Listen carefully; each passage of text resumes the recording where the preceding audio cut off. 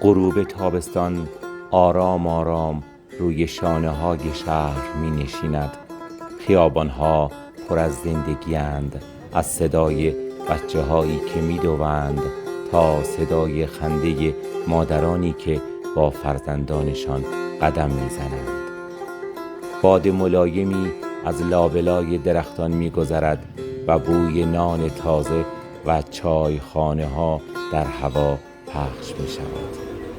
اینجا در همین کوچه های ساده زندگی جاری است، نه پر زرق و برق، نه ساختگی، فقط واقعی. مردی با چهره‌ای خسته اما لبخندی آرام از سر کار برمی‌گردد. پیرزنان و پیرمردان درگذرند. از هر قاب این ویدیو شعری است بی کلام از مردم این شهر.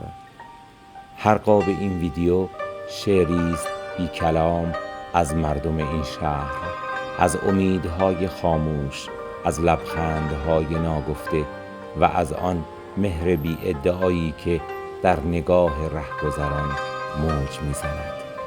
اینجا خیابان ماست، جایی که دلها هنوز گرمند و عصرهای تابستان بوی زندگی میدهند.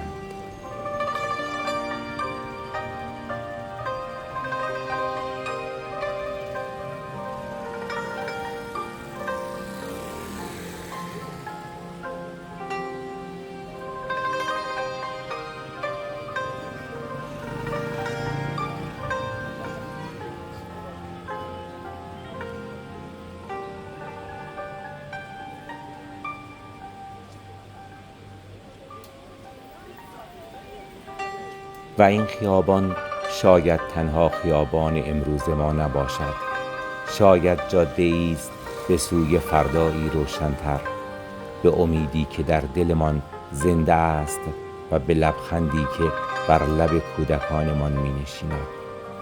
زندگی هنوز ادامه دارد تا وقتی که صدای خنده کودکی در کوچه ها می پیچد و نوری از امید از پنجره های دلهای ما عبور می کند.